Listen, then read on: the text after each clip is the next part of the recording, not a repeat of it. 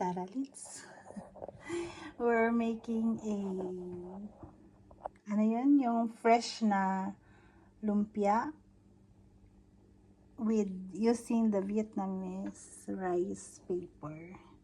So, meron akong breast chicken.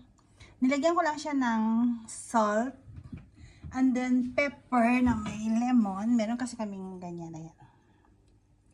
Citron is lemon with pepper. So, ayan lang siya. Tapos salt. Tapos, pinray ko siya sa non-stick. Tapos, meron tayong egg. And then, meron tayong, yung amin ditong hipon, yung ito, pasayan sa Bisaya. Pag hinuhuli nila yan, they were already cooking it dun pa lang sa laot. So, pagdating ng ano, nilalagay na yan sa box na, tapos i-frozen na siya, diretso sa mga groceries. So, meron na, pwede kang bumili ng 5 kilos in a whole box. Tapos, kung kakainin mo, ilalabas mo lang siya. Tapos, iaano mo lang siya, i-defrost on its own. So, tapos, pinapalaman nila yan sa white bread. Kinakain nila yan as parang yun na yung pinaka-lunch nila or sometimes dinner.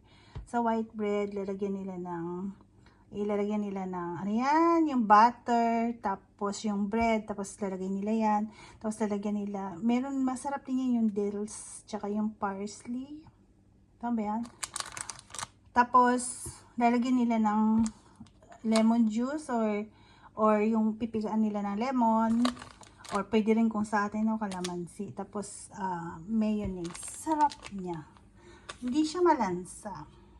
Tapos, meron tayong gulay. Ito, yung lettuce, salatawag. Tapos, nilagyan ko lang siya na sibuyas, tsaka no, para merong pang ano ng lasa. And then, actually, may yung tinuro sa akin nung kakilala kong taga Thailand. Meron siyang talagang pinagsasaw-sawan. Kaya lang, hindi ko siya maalala. So, ito na lang. Bumili ako ng sweet soy sauce. Pang ano talaga siya, pang siomai. So, try natin. So, kaya hindi na ako naglagay ng soy sauce doon. Tapos, tawag dito, yung iba, they were using noodles. Yung rice noodles na clear. Pinapakuloan nila yon. Tapos yan. Tapos may gulay. Yan. Masarap din sana may yung celery na yung ano, masarap din yun. Basta anything, celery, parsley, masarap siya na ano dyan, tapos i-roll dito. So ito i-dip natin siya sa water, tapos i-roll. So tara, tapos try natin. Ito lang kakainin ko. Nasa 16 hours, magsi 17 hours fasting na ako. So yan lang yung kakainin ko today. Hindi ko man yan mauubos. So, i-reserve natin for tomorrow yung iba. So, tara, let's. I-dip natin siya dyan. I-dip natin siya dyan. Maligam-gam yung water ko. Pwede din naman cold water. I think hindi naman inaano kung cold or not. Basta ang importante is nababad natin siya. First time kong gumamit nitong square, I usually use yung dito na tayo. And then, tagulay. Ako lagi pa ganun, pa slant. Yes.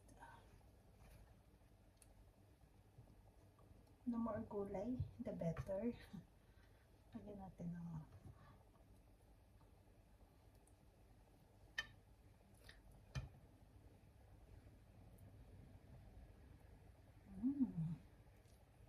the egg.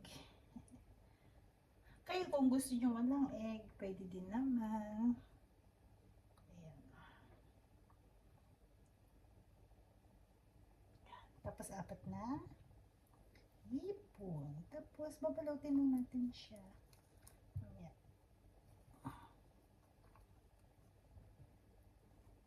So that's it. Let's try another one. Try na siya.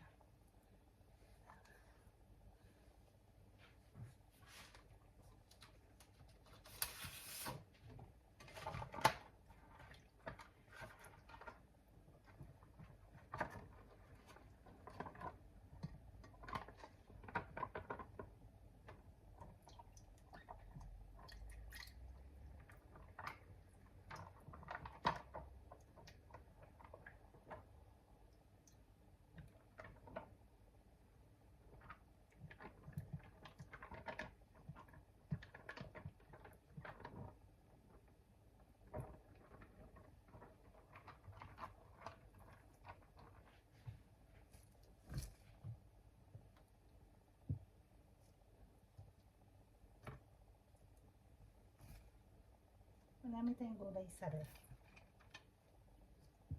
So, there's no problem about the gulay.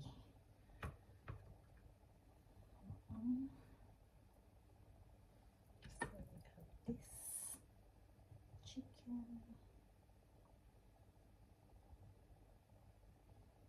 May pupunta dito maglilinis ang aming ventilator.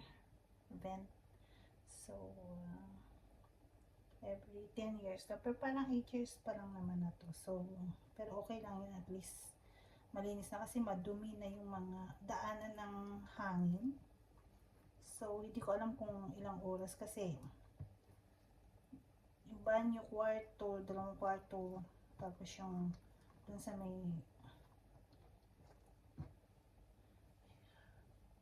very nice. Yang sariwa. Vietnamese lumpia. And then we'll try without lemon our sauce.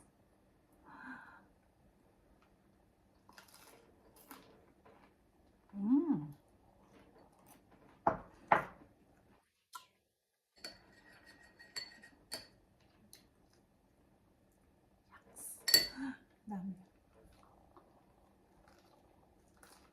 Ang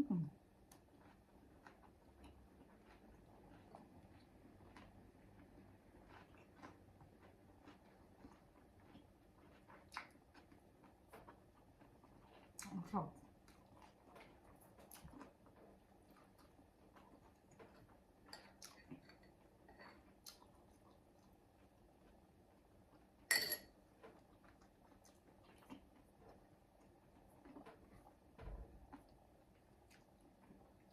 Sarap po.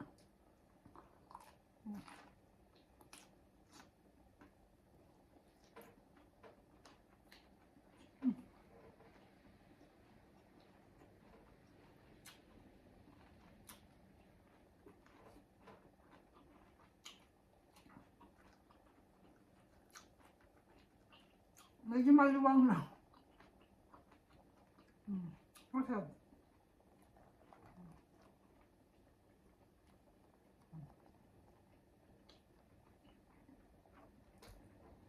Try niyo po. Sarap. Thank you.